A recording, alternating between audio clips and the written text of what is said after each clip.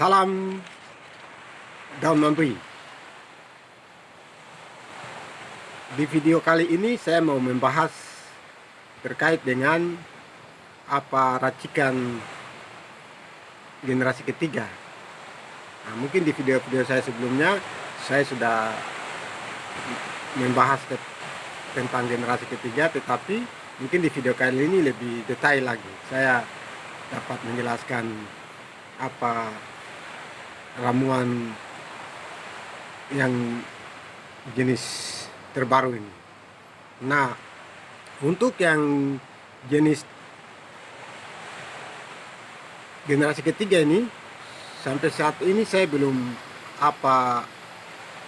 mengordernya keluar, atau belum bisa dipasarkan keluar, terkait dengan sementara masih belum bisa pengiriman lagi di daerah saya di sini, sehingga sementara saya lagi istirahat, maka saya mau menyapa teman-teman sekalian masih seputar racikan generasi ketiga. Nah, namun sebelum kita membahas lebih jauh tentang racikan generasi ketiga ini, nah, di video kali ini saya pun dapat memberikan penjelasan kepada teman-teman yang sementara lagi bertanya tentang nama daun mambri dengan yang nama daun tiga jari. Nah, di sini saya telah mengambil beberapa sampel daun tiga jari dan daun mambri. Jadi dapat dilihat ya perbedaan antara daun mambri dengan daun tiga jari. Nah, kalau tumbuhnya tuh akan seperti begini. Ini kalau yang jenis laki-laki itu dia modelnya begini. Jadi tumbuhnya dua daun seperti begini. Nah, sedangkan yang jenis tiga jari itu dia seperti begini.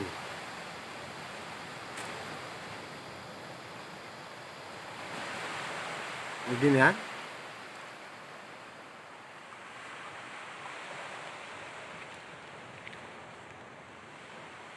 Ini yang tiga jari.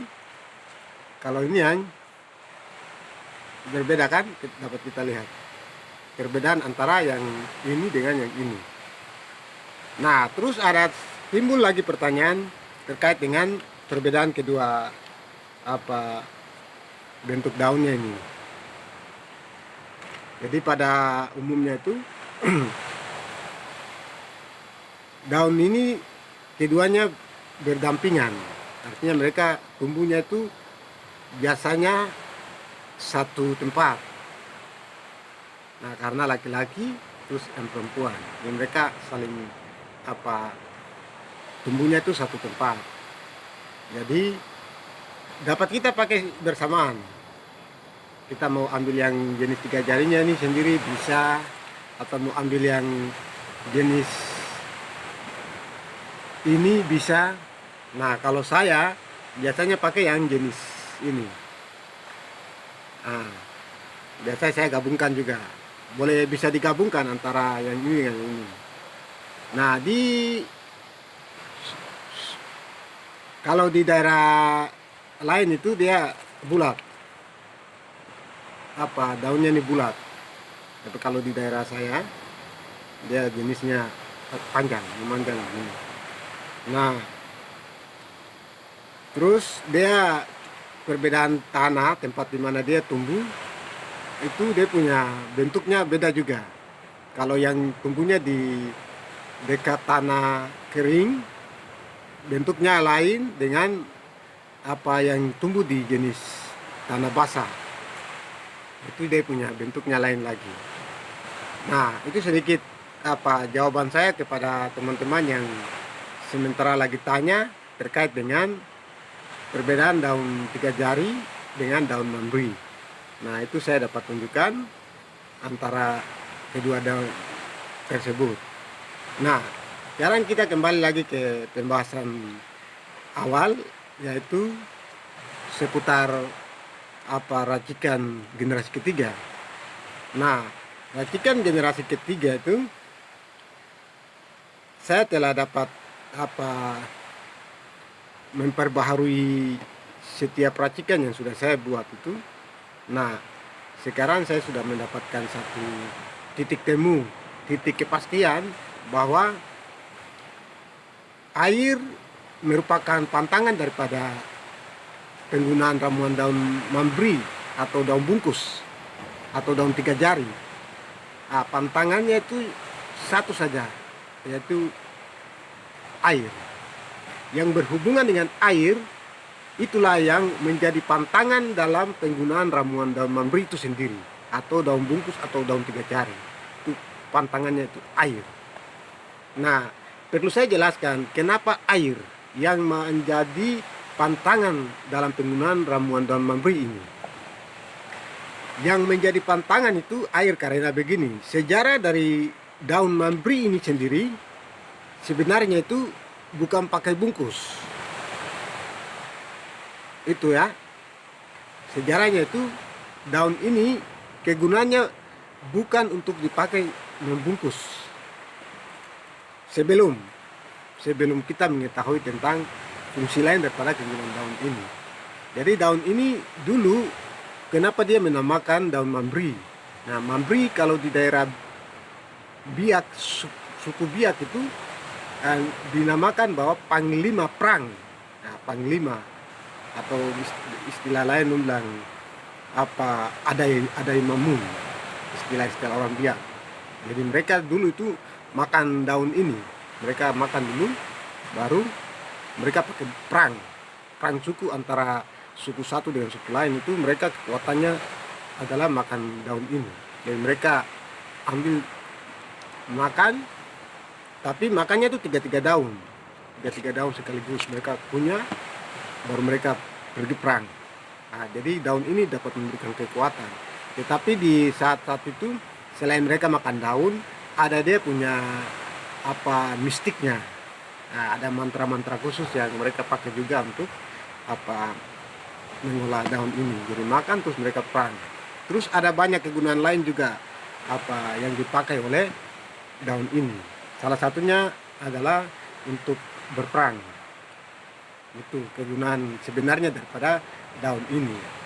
Nah, terus di tahun 80-an di daerah Biak mulai muncul daun ini dipakai untuk bungkus Mr. P. Nah, dalam yang membuat ramuan ini dipakai untuk daun bungkus itu mungkin saat ini sudah tiada, karena waktu itu sekitar tahun 80-an daun ini mulai orbit naik di daerah Ambroben di Biak, Papua. Kalau kita turun di Bandara Frans Kaisiepo Biak itu, ke sebelah kiri jalan lurus itu kampung Ambroben. Daun ini mulai muncul dari situ. Para tua-tua yang ada di situ, mereka mulai mengorbitkan daun mambri ini untuk membesarkan Mr. P. Nah, mulai dari situ terbit. Nah, yang sekarang terjadi itu banyak orang mulai mengincar daun ini untuk dipakai sebagai ramuan. Nah, dulu tuh mereka pakai itu tidak umum, pakainya itu sembunyi-sembunyi di daerah-daerah khusus. Mereka pakai untuk membungkus orang-orang. Jadi kalau di daerah sini tuh kita bungkusnya itu tidak di dalam rumah, kita ambilnya itu ke hutan. Kita ke hutan, sembunyi di hutan, baru kita ambil, kita olah, baru pakai. Nanti tinggal di hutan sampai hasilnya sudah jadi, baru kita pulang ke laut. Seperti begitu kalau di daerah sini. Sehingga kenapa air itu menjadi pantangan, karena yang dulu nama mambri Biak itu mereka tidak makan daun ini itu mereka tidak minum air putih. Jadi mereka tidak minum air. Jadi mereka hanya minumnya itu air kelapa. Itu yang diminum. Sehingga daun ini antiknya itu air. Air laut, air darat. Pokoknya namanya air itu merupakan antik dari daun itu sendiri. Sehingga jika kita pakai terus kita bersentuhan dengan air, maka menimbulkan luka. Itu sedikit informasi terkait dengan pantangan air dalam pengelolaan daun bambu ini. Nah, sampai di saat ini air ini saya sudah taklukkan. Saya boleh dapat menaklukkan daun ini dengan maksudnya pantangannya air itu saya telah menaklukkannya. Sehingga saat ini dalam penggunaan ramuan daun bambu ini kita tidak perlu takut air lagi. Kita tidak perlu takut keringat lagi. Tetapi aman untuk kita pakai. Terus bebas kita aktivitas seperti biasa. Tetapi hasilnya sama seperti sebelum-sebelumnya. Nah, untuk teman-teman yang berada di luar Papua, nah perlu diketahui bahwa perbedaan kulit itu selalu menjadi persoalan dalam penggunaan ramuan daun bambu. Nah, tetapi di video kali ini atau di racikan generasi ketiga ini tidak perlu takut lagi. Sekarang berita bagus untuk teman-teman, tidak perlu takut. Nanti sudah bisa pengiriman pada saat saya mulai menyebar generasi ketiga ini, silakan berkomentar di channel saya ini terkait dengan hasil dari penggunaan generasi ketiga ini.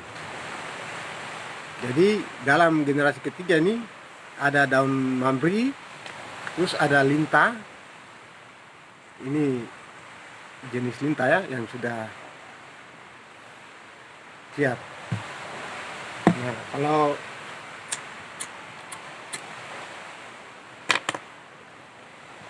maaf ya, saya merokok, jadi saya harus merokok, tetapi tidak mengurangi semangat kita untuk terus mendengar tentang informasi terkait dengan daun mambri. Nah, ini linta. Nah, sekarang ini lintanya nih, sebagai sampel ya, sebagai sampel. Ini linta ini dia hitam, linta hitam ya.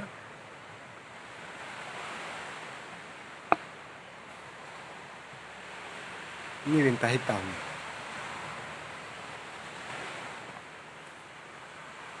Ini saya ambil untuk jadi sampel.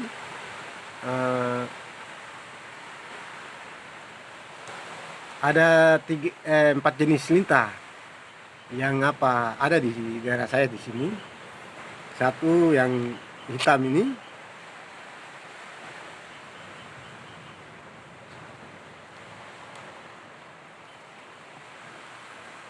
terus ada satu lagi dia macam putih begitu, tidak terlalu putih ya, tapi nama disebutkan dan linta putih. Terus yang satunya lagi ada seperti bintik-bintik begitu, ada titik-titik hitam putih begitu di dia punya badan. Terus yang satunya dia berbentuk segitiga begitu. Nah, ini beberapa jenis linta yang ada di daerah saya di sini.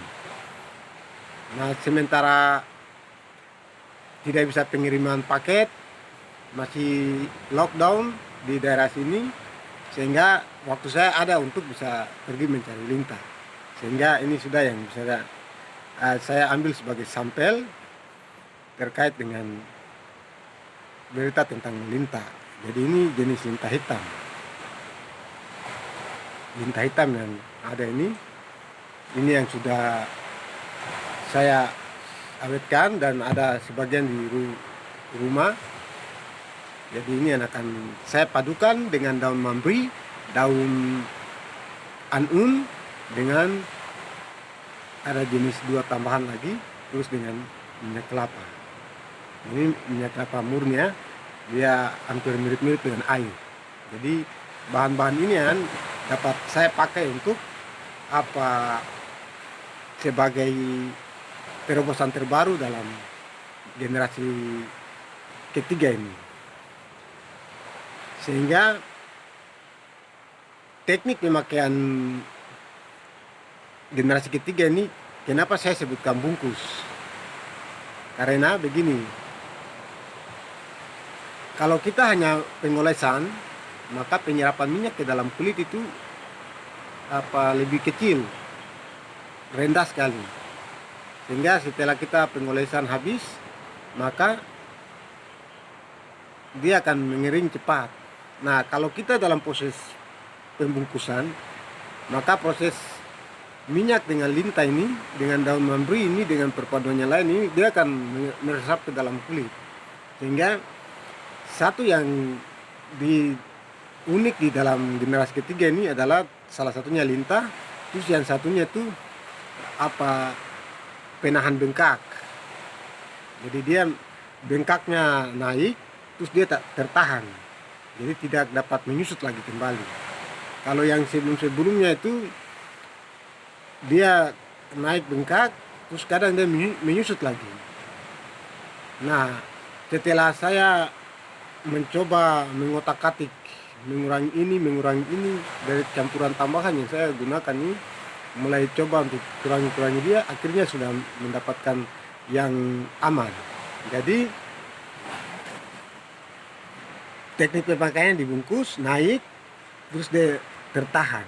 Nah, jadi untuk durasi panjang akan muncul di campuran lintah dengan dua tambahan jenis yang lainnya tuh. Jadi dia tuh yang dapat membantu untuk proses pembengkakan besar bertambah dan proses untuk menambah panjang bertambah di penggunaan generasi ketiga ini. Oke. Mungkin itu sedikit informasi lagi kepada kita sebagai peminat-peminat daun mambri yang menginginkan membesarkan Mr. P-nya. Ini merupakan ramuan herbal alami, benar-benar alami. Semua lintah alami, minyak kelapa alami, daun mambrinya sendiri alami, semua alami. Sehingga satu pertanyaan lagi terkait dengan masa bertahan ramuan ini, yang sering banyak sekali menjadi pertanyaan untuk kita. Jadi masa bertahan daripada kegunaan daun mambri ini paling rendah 1 bulan, 3 minggu, paling tinggi 3 bulan. Itu tergantung dari komposisi kita, racik dia itu. Kalau minyak dia lebih rendah dalam perpaduan minyak dengan daun ini, maka waktu dia lebih rendah. Kalau minyak lebih tinggi sedikit, maka dia lebih lama. Kira-kira begitu. Jadi 1 bulan 3 minggu atau 3 bulan, tergantung dengan awal mulanya kita racik ramuan ini. Kalau dengan masukkan lintah ke dalam ramuan ini, kalau minyak lintahnya lebih banyak, maka bisa sampai 2 tahun. Bisa sampai 2 tahun juga ramuan ini akan tetap terjaga.